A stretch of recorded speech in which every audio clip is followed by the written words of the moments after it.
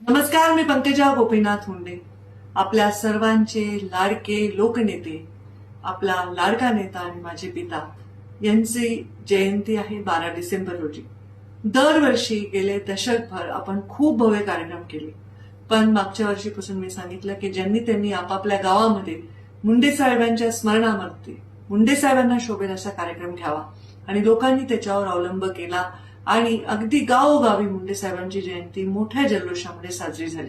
मुंडे साहेबांच्या जीवनाला शोभेल असे काम केले, कोणाच्या दुःखी माणसाची मदत केली, शेतकऱ्यांची मदत केली, विद्यार्थ्यांची मदत केली, आजारी लोकांची मदत केली.